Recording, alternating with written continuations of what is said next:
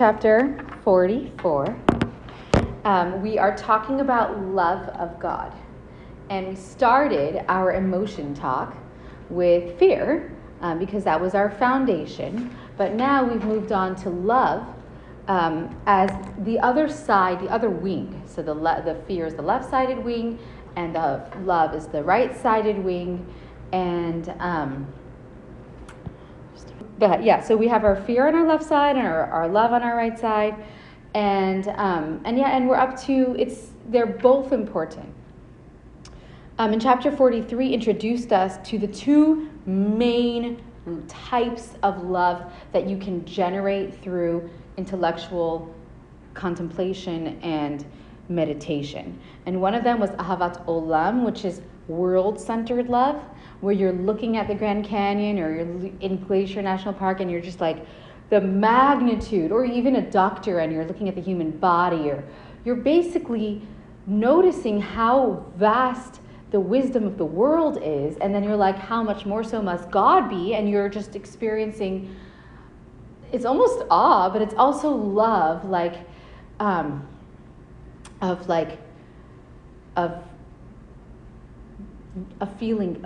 feeling loved and loving the magnitude of God. And then there's the other type of love, which is more of a gift, and that's Ahava Rabbah, the great love. And that's when it's really not about the world at all. The world doesn't even take up any space or relevance. It's about God himself. So we really fleshed that out in last chapter. This week's chapter 44 is going to be about love that is awakened from deep inside of ourselves. In other words, we have it in us already. And this is not a new concept for us. We were introduced to it with chapters 19 through 25. And this is the Ahava Mesuteret, the hidden love that we get as an inheritance from our forefathers. It comes through the genes, the spiritual genes. And this love, you're not generating something new. You're awakening something you already have as part of your soul. It's part of your soul makeup. And then we're going to analyze how that makes it same or different. But let's just start and discuss what those two types of love are. And Tanya's going to give us meditations on how to get there. So we're like, prototypes of meditation. So for starters, about love, we're talking about emotion. So even though we're talking about prototypes and types of love and putting them in neat little boxes, the Alter Rebbe wants us to know that it's not so simple, okay? They're emotion. And there's myriads of levels and flavors, and it's a human emotion. So we have it on our first page. It says, therefore, fear and love are called secret things, known to the Lord our God. For people cannot know the varying degrees of love of God harbored in the hearts of others. Emotion is part of Hanistarot. This is the Tanya is really just it's a compilation of verses from all over the Torah, and this is one of them. Hanis, that's why it's in quotations. Love is one of the hidden aspects. You don't necessarily know. You can sense what somebody's feeling based on their facial expressions and the chemistry and the vibe, and you can sense, but you can't say you know, right? What somebody's feeling, or the depths of what they're feeling, or the actual feeling is really hidden from us and really only revealed to ourselves and God, who actually knows us better than we know ourselves. What are the niglot? What's revealed? The actions, right? What we say, what we do. That's the the next line says the Torah u'mitzvot, Torah and mitzvot, like those are action based. Haniglot lanu ulevanenu la'asot v'chulu. So whereas we can all kind of support each other with shaking the lulav and the etrog, it's very measurable. When it comes to emotion, it's really a private matter. And very, very much personalized. That's, I think, the word that I would like to leave with. very, very personalized. So there are two types of this natural love that we can arouse within ourselves. The first one is called, so we talked a lot about this in the past. Who is a person? What defines who we are? Because this love is going to be based on who we are. So what defines who we are? Is this me? Is my hand? So there's a story of the Alter Rebbe, actually, his grandson. He raised his grandson, which is a long story. Interesting story, why he had to raise his grandson. But in any case, his grandson, who ended up becoming the Tzemach Tzedek, who was the third Lubavitcher Rebbe, he was playing with his Zaidi, the author of this book, and the Zaidi was challenging and testing his grandson, saying, "Where is Zaidi?" Mm-hmm. And so the little boy points to his arm. He goes, "There's Zaidi." He goes, "No, that's my Zaidi's arm." And he goes, so he points to Zaidi's head. He goes, no, that's Zaidi's head. So the boy is very smart. He ended up becoming a Rebbe, right? Mm-hmm. So he's not lacking in intellect. And so he goes, okay, he's quiet, and all of a sudden he goes, "Zaidi!" And Zaidi says, "Yes." There's Zaidi. So who are we? Are we our bodies? Are we our habits? Are we our talents? Are we our jobs? I mean, senior citizens, no, they really have to confront this because they can't do their careers anymore, and they can't even necessarily do their hobbies anymore. And they're like, who am I, right? My identity can't be that I'm a teacher. My identity can't be that I'm a carpenter, right? What is my identity? It's a tough question. Mm-hmm. The Tanya. Oh yes, I am recording. Mm-hmm. So yeah, I mean, for anybody that's like semi-retired or looking at retirement, that's huge. Yes, and I see it with my grandmother. May she live a long life, because she always was a doer. And now she's like kind of accepted, but the in-between stage was really very difficult. And she had this funny thing she would say, if you were doing something for her, because she always did everything herself, she would get really uncomfortable, she would start fidgeting and shifting, and then she'd go, "Having fun yet?" Oh, so she had quite a sarcastic twist. Oh, she's hilarious. She's an amazing person. But yeah, so I watched her grapple with that. Struggle. Like, who? It's a struggle. Yeah. Having fun yet? And then it really made me think actually about self-worth, right? And who am I? Because yeah, I can do everything. And then you know what else really? When another time I confronted this was after having a baby, right? When everything's just completely not about you, but also your own personality is like an upheaval because of all the hormones that are changing and everything, especially first baby. And that's another time I really had to confront with, who am I if I can't get up and do, and I'm not myself, and I don't have my same like personality that I'm used to, right? And I'll tell you another time, empty nesters. Yeah. Huge. Psychology, you deal with this all the time. It's just such a hole. Your whole life was about your kids. Your kids, yeah. And now they're gone. And there's just this vacuum. And I understand that could be. I used to be busy at 3 in the afternoon, right. running to the gym and That's running right. to ballet and running to cricket and Right. boom, flatline. And Yeah. you've got to reinvent yourself. Yeah. Yeah. So, thankfully, we have the Tanya that helps remind us of who we really are. And I'm guessing it's not driving the kids to No. their activities. Spoiler alert. You can write the well spoiled. Well spoiled. Well, who are we? I mean, what's at the essence of who we are?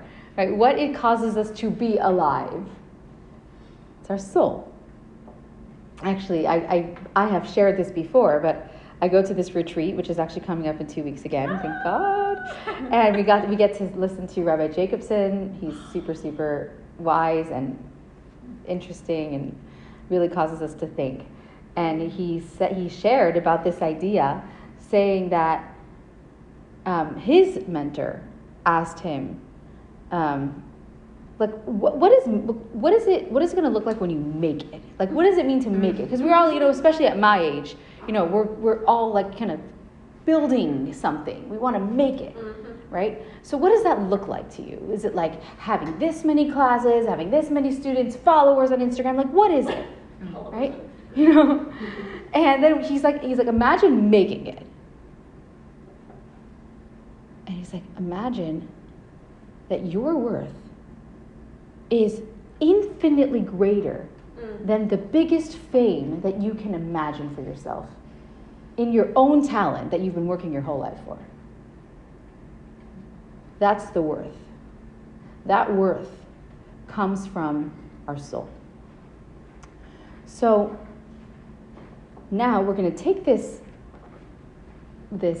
paradigm, and we're going to create love of God through that. So it's in the Tanya, it said, it's actually not printed out. It says, Nafshi iviticha. So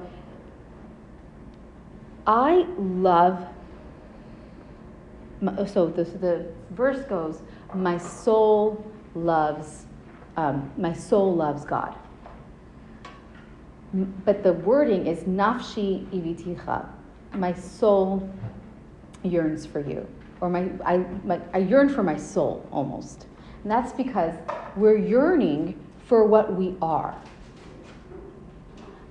My soul is God, and therefore I yearn for it. And why are we yearning? Why is that so obvious that we would yearn for our soul?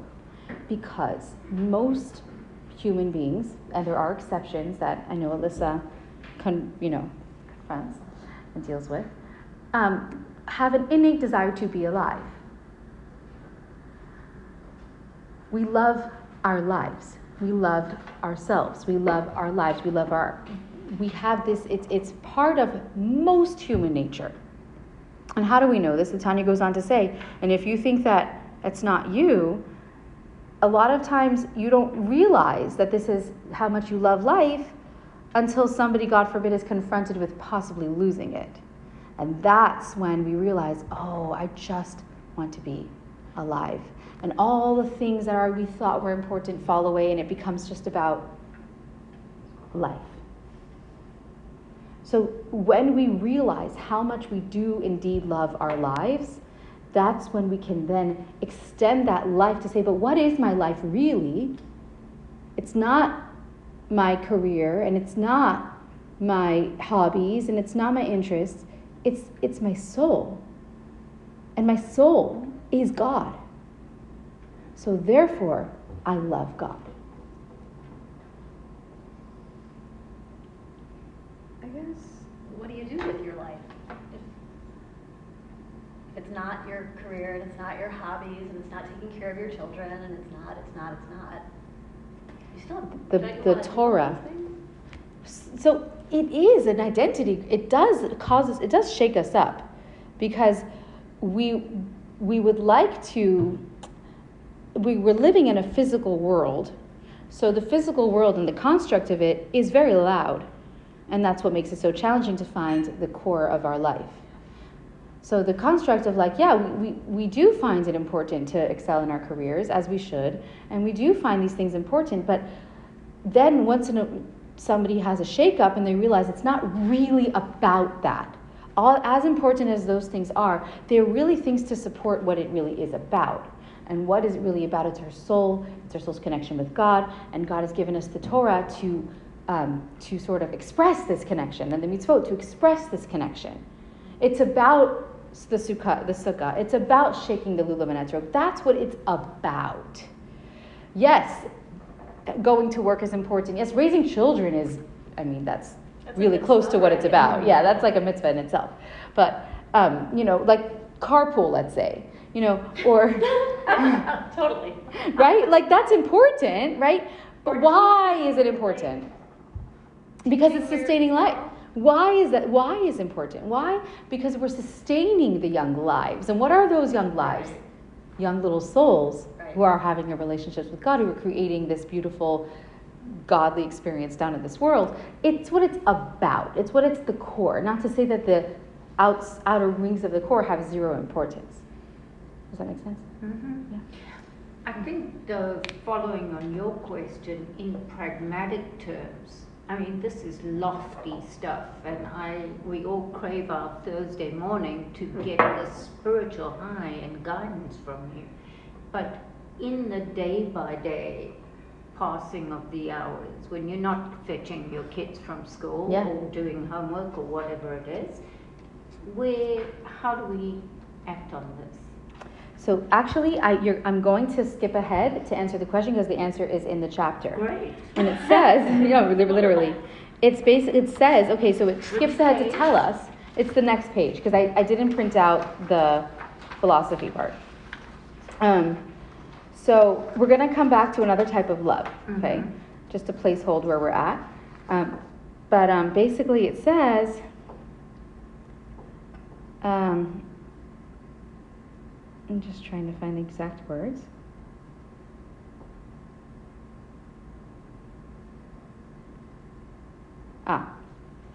Okay. So I want to come back to it in order because of the progression, but I will also say that there's a lot of power in speech, talking about it. And that's why we find this Tanya class so valuable, because it's difficult. The Tanya recognizes and acknowledges that this is not part of the construct. We have to deliberately and intentionally find it and cultivate it and toil. Lots of toil comes up in this chapter, that word in itself. We're working on this. And in order to work on it, talking and speaking is extremely helpful as a tool to bring it to the fore. And we talk about, talk therapy, right? Mm-hmm. Like, I'm sure we've all experienced it. When you talk to a really good friend or a therapist or a mentor, and somebody who really gets you, and you're not wasting time proving yourself, right? Mm-hmm. That kind of conversation can really, it's so powerful. In my experience, I find that it can clarify and illuminate aspects of my thoughts and feelings that I didn't really understand myself before, right? Speech is extremely powerful. That's why comes from the Sephira, the power of Bina, which is wisdom. It's connected with wisdom, which is actually a feminine trait, which is actually the second world, which we're going to come back to in this chapter. It's really very, very powerful. It's very instrumental in generating emotion. So, but back to the second love. So the first love is, I love God because God is me. God is my core. God is my identity. God is my purpose. Of course, this is what it's all about. The second one is a little bit more transcendent. It's compared to the love of a child to a parent. Is that the Mesuteret? Both of these types of loves are Mesuteret. Both of them are found within ourselves already, and we awaken it.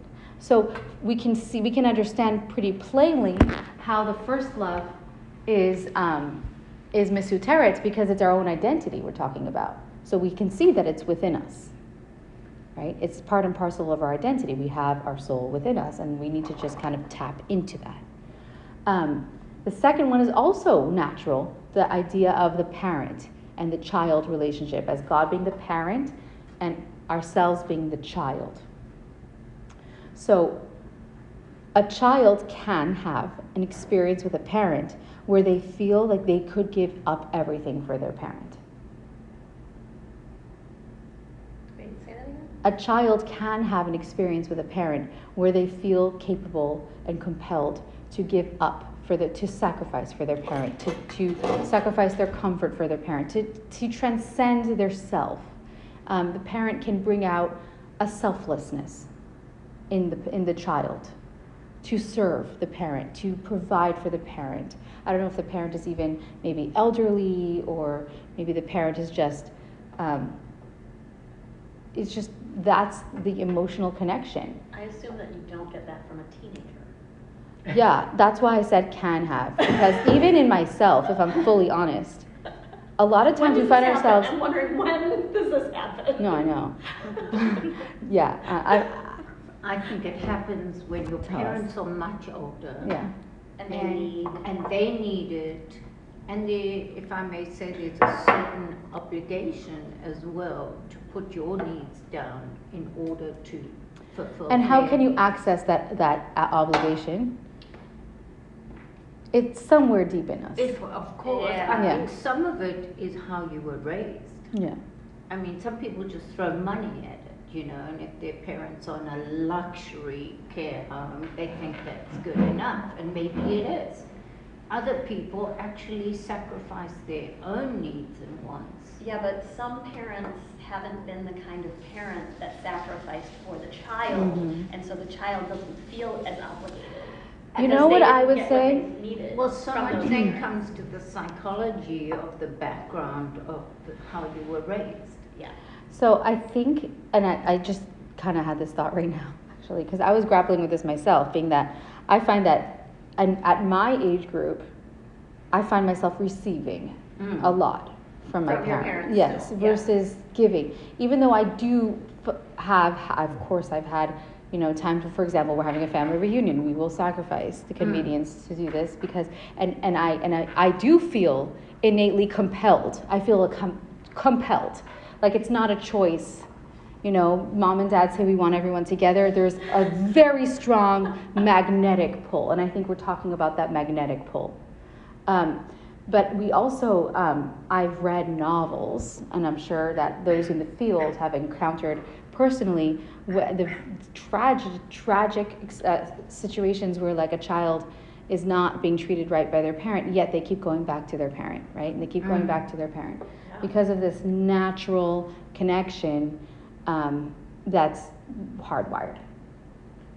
Well, and you have this expectation that that's my mom. This is what I should be getting. But from who her. tells them that? Who tells a 5-year-old that? Who tells a 9-year-old that, right? It's hardwired, right? Right. Um, But the reality is that mom is not always able to give what a mom should be, or that's a judgment word, but mhm. is not giving that child what that child needs. Yet, somehow, there exists this compellingness hardwired into the child's psyche to go after the mom. I think Yep. And also to look for to please the mom, right? So Correct. we have children who want to boys that want to please their dads and impress their picked dads. up on, I think, Yeah. something books and books have been written Yes. and that is It's the Alter Rebbe. there you Yeah. go, and that is wanting to get it right. Yes. Yes. And whatever the dynamic that is dysfunctional, they will push beyond what should be, if we're going to be judgmental, but what is good for their health, in order to prove to that DNA wire that I can get it right. Mm-hmm. Make And it I think- right, get it right. I think the Alter right. Rebbe is talking about this psychology, this particular phenomenon that's hardwired, and saying that just like human beings can find that aspect of themselves that feels drawn and compelled to please their parent, God is all humankind's parent. And this idea of transcendent love, of going beyond what may be good for me, not besides for the fact of whether it's positive or negative to sacrifice your own needs. Besides for that, because of course sometimes it's positive, right? If it's a safe situation, and sometimes it's negative. But the mechanism is there in the positive and the negative. Do you understand what I'm saying? Like the fact that human beings are driven to do this is the mechanism. Sometimes, if everything is healthy, that's a positive thing. If everything's not healthy, it's a negative thing. But let's say, for argument's sake, we're talking about a healthy situation, so that we can understand how the mechanism is actually positive and actually can be an analogy to explain our relationship with God. Okay. So, So The premise is it's a healthy relationship. Yes. It's more of an ideal relationship. exactly, and we can say that because God is perfect, so it has to be modeled after a positive relationship. So how do we do this meditation? How do we do this type of love? So if God is my parent, then it's not about me right now.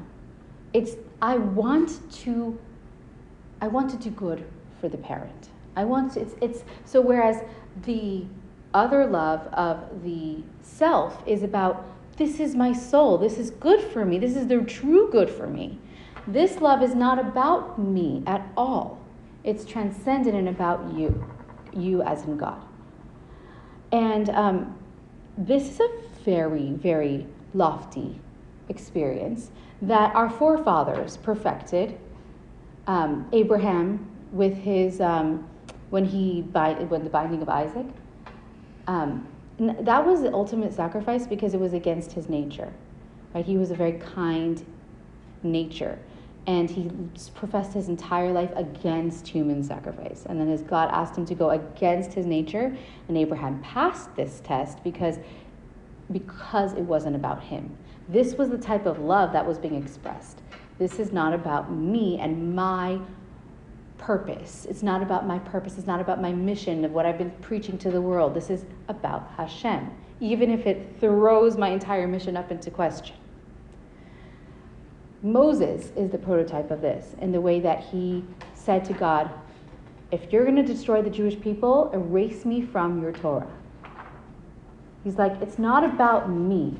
It's not about my legacy. It's not about my experience. It's about you, God. And the Jewish people are you, because they're a bunch of souls, right? And so if you're going to destroy the Jewish people, I don't want anything, it's not about me. Erase me. There's a rabbi told a beautiful story on Sukkot that I think is gorgeously depicts this, and it's a Sukkot story. So I'm going to tell it. So there was this rabbi around the time of the Alter Rebbe, maybe one generation before or after. I can't remember. Do you know Rabbi Levi Yitzchak Berditchev, what generation he was? Same as the Alter Rebbe. Same generation as the Alter Rebbe, contemporary, and a follower. And he's actually my father's favorite rabbi. Why? I can see why. Because he was extreme. His thing was to bring out the good in every situation, and specifically in people. He was like the opposite of judgmental. Like he would find take a situation that looked terrible from the outside and looked kind of shameful, and he would find and turn it around and show how it's actually very inspiring. So, for example, like he once saw somebody wearing tefillin and like greasing the wheels of his wagon, like as he's like praying and wearing tefillin. In other words, he's in a rush to go. You know, He was multitasking. you know, and other people would see that and be like, "What kind of service of God is that?" And he goes, "Look, Master of this," he would say, "Master of the universe, Ribono Shel Olam, Master of the universe. Look at your people. Even as they're greasing their wagons, they're praying to you." So he would turn it around. So you can imagine where these four species come from. The etrog, right? They're kind of tropical. Russia wasn't like the place to find these things. It was a big deal. Yeah. Isn't this one of the arguments that people are making, that we are indigenous to the land of Israel? Look at and the seeds. I didn't hear that argument, but it makes sense. Because there are people out there that need to question that. No, they are questioning our indigenousness Yes. to the land. Besides all the artifacts and the archaeology. Besides all that, this is another, and the fact that we pray to Yeah. And the language. This would be a good argument. This is another Totally. argument. Because these. I mean, I just read a book. We have to keep in our brain right now because people are out to get us.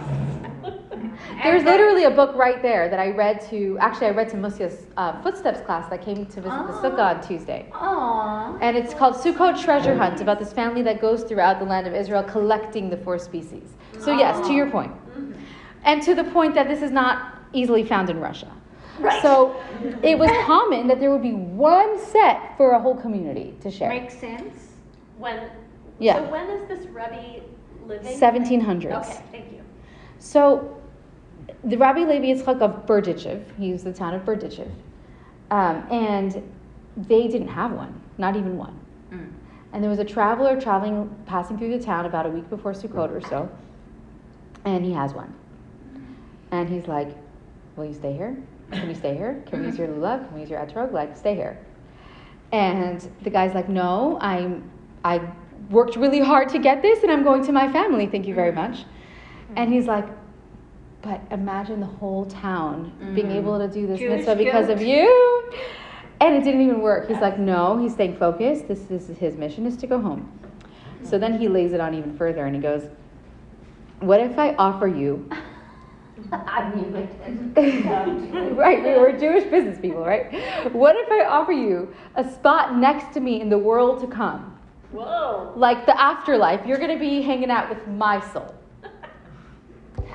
And the guy's like, I mean, remember, nafshi iviticha, the first type of love is about what it's really about, my soul's experience. He's like, okay, you got me. Fine. Okay, so he stays. The first night of Sukkot, it's a mitzvah to eat in the sukkah. So this man is like, after synagogue, he's wondering why nobody invited him over to dinner. And so he starts knocking on doors, like, hey, can I join you in your sukkah? And it's really uncomfortable.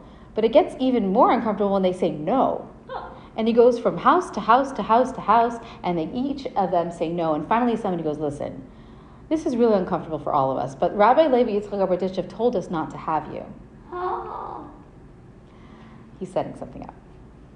So the man goes to Rabbi Levi Yitzchak Berdichev's house. He's like, what is going on? You literally, I didn't have to be here. You literally begged me and bribed me to stay here, and now you don't want to let me do the mitzvah of eating in the sukkah? And the rabbi says, fine, I'll let you eat in the sukkah, but you have to give up your portion in the world to come that's next to mine. And the man is like, now obviously Rabbi Levi Yitzchak only tested who he thought was testable. So he's like, thinks for a minute, and he goes, you win, I'll give it up. And Rabbi Levi Yitzchak Berdichev, he looks up and he says, Master of the universe, look at your people. They're willing to give up their most spiritual, highest achievement just to do a mitzvah. Just to do a mitzvah that you commanded. This man was doing the love of parent to child. It wasn't about his soul, it wasn't about his achievement, it wasn't about his experience and his lofty spiritual inspiration. It wasn't about that. Not that those things are negative, but he was transcending that. And it was about the moment of the mitzvah, whether or not he was going to feel it or experience it. Well, he gave up his own portion, and then of course the Rabbi Levi Yitzchak said, "You gave it back to him." So he got both, but he passed the test. And I think that story is so inspiring. There are I have been told throughout my life similar stories of special human beings that have showed us about transcending, about doing a mitzvah, not for our soul even, but for God. And God, what happens, God is experiencing whatever this looks like for a God to experience, not necessarily the same thing that we experience, but pleasure from human beings finding him. And he's experiencing the pleasure of us doing the work down here. We talk about transforming the world. This is God's goal. So when we put that goal first and make it about that, and we make it about God's goals, that's true love. That's like the unconditional love. Right. That kind of answers. I was going to ask an existential question about, if our soul is God, but most human nature is to love the physical life. why would the soul not want to leave the physical life and be able to go be with God? Yeah, exactly. And there's something called, there's a type of love. It's called klot hanefesh, and it's a love that gets so transcendent that the soul actually leaves the body. And in the Torah, Nadav and Avihu, Aaron's sons that offered the Ketoret without the permission, right? They were taught that they didn't die as a punishment. They died out of, their souls expired. Mm-hmm. Their souls left their bodies because it was too much for their souls, and their souls couldn't be contained anymore, and they just went back to God, that they wanted. But we're told that was a sin, because that's not the point. The selfless thing that we can do. We think we're being selfless. We think that we want to live, and that is part of it. Right? We want to live. We have it hardwired in us. But actually, you can get when somebody's experiencing this transcendent love, it becomes a selfless thing to stay alive and live. Can you repeat that? When somebody is really experiencing this transcendent love of a parent-child, like just self-sacrifice love, then living and staying alive becomes the selfless act. Because the soul just wants to be with God. And that's actually why, like, when the Rebbes would give a specific type of teaching called a mimer, there was certain customs they would do, and the Hasidim we all kind of understood, or not that it was shared explicitly, is that they're keeping themselves tied to physicality so that their own souls don't expire and fly up from the level of Torah that's coming through them. So they would like tie their hands with a handkerchief and like hold on to something physical. You're absolutely right. Like, it actually is a selfless act to be alive and to be doing the mitzvahs when we look at it this way. Yeah. But why does the soul, the godly soul, never mind, I know why. Well, feel free to ask if you wish to. I mean, I was going to say, if the soul is God, and we're here to do mitzvah for God and practice that unconditional love, why is there just endless suffering in the human experience and the soul on this earth? Yeah. And we had a whole chapter talking about that because it's a real question. It's a real question. Because it can be easy. That's the short answer. So it won't be too easy. and actually that kind of segues us into the very next thing. Because what the Tanya is going to do next is going to start doing this whole thing about effort. Okay. So we're going to come back to this idea of speech for a minute and go through it. So here we have the text where it says, how can we like, when I was thinking about this, the story really was what brought this up, because part of me felt like almost liberated by this idea that you can do a mitzvah and it's not about you. Like, maybe it's even refreshing to be able to go in the sukkah and do a mitzvah and not worry about, am I really experiencing it? Am I really tapping into my soul? Am I really whatever? I'm doing the best thing ever, like, because it's really about God, right? That moment I felt that way, and I'm like, I literally authentically felt like, nah, I can't really be experiencing that. Like, that's just too much of lofty of a level. And then I literally read this paragraph, okay? It goes, okay, it's actually, we'll get there. It starts with,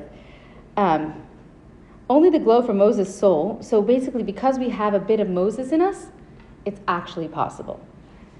It's not beyond reach. This is from the Deuteronomy, quoted from Deuteronomy. Lo nifleit v'lo rechoka hi. It's not beyond reach. It's not far off, but it's very close to you in your mouth and in your heart. This is the beginning, the title page of the Tanya. It's close to you. Ki karov elecha. It's close to you in your mind and in your heart, and in your speech.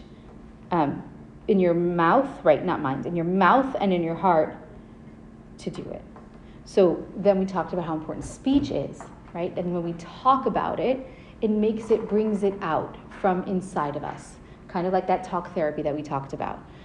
So it's very important to actually spend time talking about it verbally, like we're doing now. Now I'm thinking how, just to get, know the joke in my family. Chloe waits on a Thursday night to hear what the Tanya was about, and then she goes straight to her rabbi on a Friday to discuss it. That's so sweet. So I told It's you. so heartwarming. And then John comes home on a Thursday night and goes, okay, download the Tanya for me. So talk about In your talk mouth therapy. and in your heart. I mean, this is right. Like speaking about it is the best thing we can do to And bring you're it out. firing Peril and Leva to create their Tanya. I'm humbled. group. I think it's really. So Anyways. talk therapy works. Yes. And if you look at the flip side also, I mean, what happens when topics become taboo in society? True. They atrophy. Like nobody Scary. deals with it. And then it becomes like we lose skills, we lose suffer touch. inside. Yeah, or pain. whatever the topic is that is become taboo is not being accessed, and it atrophies. So How true. right? So we know like how important it is to be constantly actively talking. And when actively talking is an action, right? So it leads to action. It's like that gateway. Okay, but I'm going to continue. I mean, it says that, I'm skipping to where it says, even if it appears to him at first sight. Okay, so it's 3 paragraphs in the bottom. Even if it appears to him at first sight that this is an illusion, that in truth he does not possess this love for God, and thinking that he does is nothing less than deluding himself as to his true spiritual status. He need not be concerned because it is intrinsically the absolute truth even without his own spiritual service, by virtue of the hidden love with which his soul possesses for God. So, we all want to be authentic, right? We want to be, we don't want to be, like, it doesn't feel good when something is artificial, right? So that's the feeling I thought for a minute. I'm like, am I feeling this, like, is this real? Like this hint of like, oh yeah, I can do this for God? Like feeling that I had when I was reading. And I literally was told by the Tanya, it's actually real. Even though it's just a hint of it. It's obviously not at the level of where I need to tie my hands with a handkerchief, right? And I'm not worried about, my soul expiring from transcendent love. But the hint that I am feeling is authentic. It's part of that spectrum because it is inside of me. It's in my nature to feel that way. And same with all of us, that we can feel hints of that. And then the Tanya continues on and says that because we're feeling hints of it, and because it's authentic, what happens is that God receives it, even if it's not fleshed out completely like a tzaddik. And we learned about this before. And these 10 chapters at the end of Tanya that we're at right now, I mean, we're coming home. Like, we learned about most of these topics throughout our study, and now is when we're putting it all together. So, of course, we remember when we learned about God joining our action to our intention and making it fly up past the level of Yetzirah, which it would have flied up to, but really to Bria, which is the level of speech, which we mentioned before, which is actually can be all the way up to Atzilas. With this, it basically, our intention and the fact that it's authentic is so much more powerful, is so powerful that it could really propel forward. And I actually thought of an example, like, well, first of all, the tzaddiks naturally goes higher because it's generated. So it's like when you really work on something past your nature, it's more powerful, right? When you, like, let's say you have I've seen in students that that school's easy for them. So they don't actually value really the knowledge or their accomplishments because they take it for granted. But when something gets really, really hard, and all of a sudden they need to now study for tests, and now they need to really break their brain to understand a concept because now they're not doing arithmetic anymore, they're doing calculus. When they do hopefully have the motivation to do that work, it feels like they've acquired it, right? So so that effort is is the tzaddik way, because they are generating. But the natural way that we can experience, because of our intention, so I'm going back a little bit, but I went so fast that I realized I wanted to go back a little slower. But our intention is what I see is kind of like when somebody, whether it's a child or a man, doesn't know how to communicate exactly the way that would be ideal. But I like to say, like, okay, on the flip side, you can't fake an apology, right? Like I tell my students, like you can't, it doesn't work, right? You can't, there's no magic words if you're not going to be sincere. You can say please and thank you, but if you're not sincere, it doesn't land. But on the other side, if somebody who's not able to express themselves fully and articulately, but you can see that they mean it, there's that intention to connect or repair or love, whatever that beautiful intention is, and you sense that beautiful intention, you receive it. You might even help them along and say, I think I hear you saying, right? And that's what God does for us. He sees that he identifies the pure intention. He identifies the authenticity that's underneath that insufficient communication. And he goes, I'll help you. I got you. I'm receiving. I'm going to bring it all the way up to me. This feels like a difficult subject in our modern world. Particularly with Tell me where more. we're at With right AI, now. and I mean, I was asked to answer this question tomorrow on a panel. As a society, we are going more and more digital. Our kids less able to communicate, look someone in the eye, connect socially. One of the biggest debates right now is whether AI will ever match human intuition and mental health. What's your standpoint? This idea of authentic versus artificial is something I grapple with all the time. I mean, on every level. On the physical level, we're living through completely artificial times. We're keeping bodies alive, we're manipulating bodies. Everything feels artificial at this point. It's like if you have a natural system in your, or natural physicality, you're like not the norm anymore.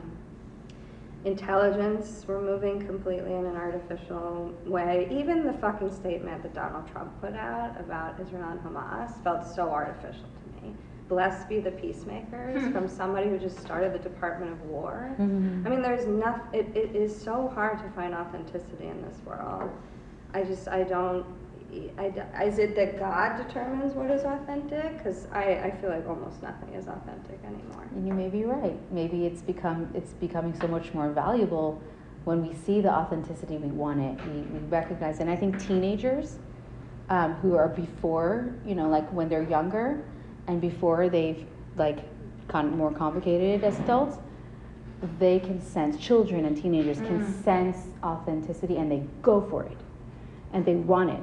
And they don't get fooled by inauthenticity. And you know what? I had teachers in high school that were rabbis or the female version, just teachers and, educators. And we didn't take them seriously because we sensed that they weren't authentic. But then we found those, and we all gravitated to listen to the ones who we did find authenticness to.